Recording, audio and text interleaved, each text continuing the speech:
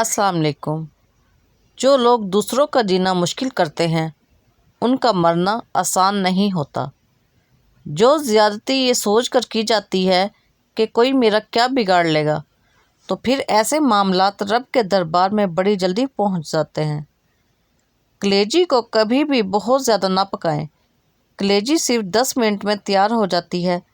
نمک کلیجی میں ہمیشہ آخر میں ڈالیں ورنہ کلیجی سخت ہو جاتی ہے۔ لہسن کھانے سے بند حیض کھل کر آتا ہے۔ بیٹھ کر کھانا کھانے سے جسم میں طاقت آتی ہے۔ جس جگہ پر دیمک موجود ہو وہاں نارنگی کا تیل ڈالنے سے دیمک مر جاتی ہے۔ تلی کی خرابی کے بخار کا علاج۔ تلی کی خرابی کے بخار میں انجیر 2 تولہ سرکہ 2 تولہ میں رگڑ کر کھانا انتہائی مفید ہے۔ اس کے علاوہ دماغی بیماریوں میں انجیر کا استعمال فائدہ مند ہے۔ مزید یہ دل کو فرحت دیتی ہے اور خون بڑھاتی ہے۔ ہرے پتوں کی سبزیوں کو خصوصی طور پر فریج میں 4 دن سے زیادہ نہ رکھیں۔ ایسا کرنے سے ان کی غذائیت بھی ختم ہو جاتی ہے اور ان میں کالا پن آ جاتا ہے جو کہ کھانے پر معدہ خراب کر سکتی ہے۔ ان سے بھرپور فائدہ اٹھانا چاہتے ہیں تو ان کو تازہ استعمال کریں۔ اس کے علاوہ آپ ان سبزیوں کو کسی کاغذ میں رکھ کر فریج میں محفوظ رکھ سکتی ہیں، لیکن مناسب ہے کہ ان کو تازہ ہی استعمال کیا جائے۔ کھجور کھاؤ جگر اور گھٹنوں کو طاقت دیتی ہے اور کمر کو بھی مضبوط کرتی ہے۔ بلی گھر میں بچے دے تو رزق بڑھتا ہے۔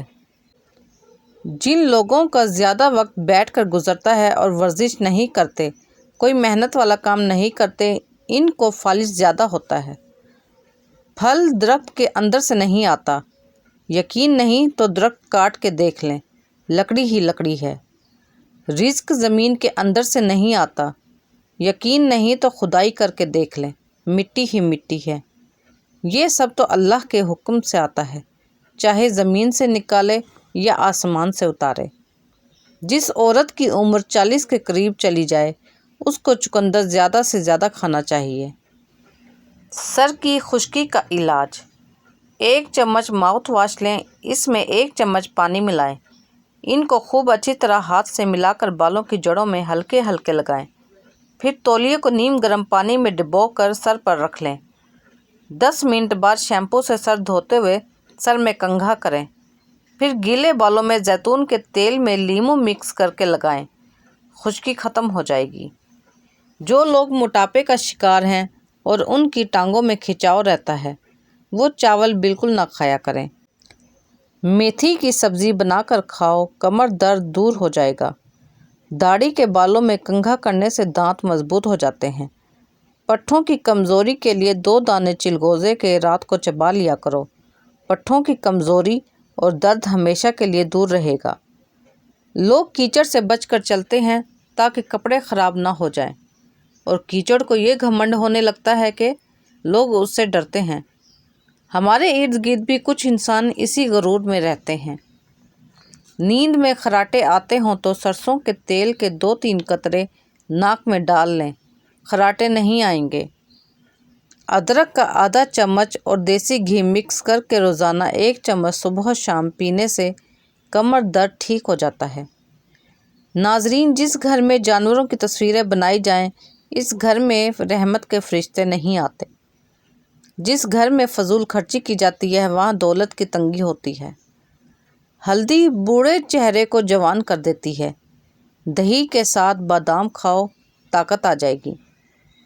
تر و تازہ چہرے کے لیے تھوڑی سی دہی میں چند قطرے سفید سرکہ ملائیں اور اسے ہفتے میں 2 سے 3 مرتبہ چہرے پر لگائیں اور تھوڑی دیر کے بعد چہرہ صاف پانی سے دھو لیں۔ اس عمل سے چہرہ تر و تازہ ہو جائے گا اور اس پر ایک چمک آ جائے گی۔ بزرگوں سے سنا ہے کہ اگر سنو کہ پہاڑ اپنی جگہ سے ہل گیا ہے تو یقین کر لینا، مگر کسی کی فطرت بدل گئی ہے اس کا یقین کبھی مت کرنا۔ عادات بدل سکتی ہیں، فطرت نہیں۔ لوگوں کے حصے کی خوشی پر حسد مت کریں، کیونکہ آپ نے ان کے حصے کا غم بھی تو نہیں دیکھا۔ شہد اور گرم پانی گلے کو سکون دیتا ہے۔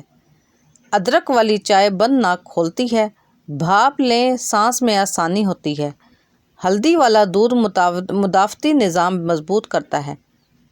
لیموں پانی وٹامن سی زکام کو ٹھیک کرتا ہے۔ نمک کے غرارے کرنے سے گلے کی خراش ٹھیک ہو جاتی ہے۔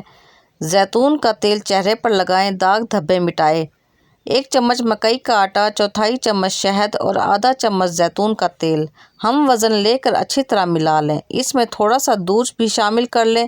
اس مکسچر کو داغ دھبوں پر لگائیں۔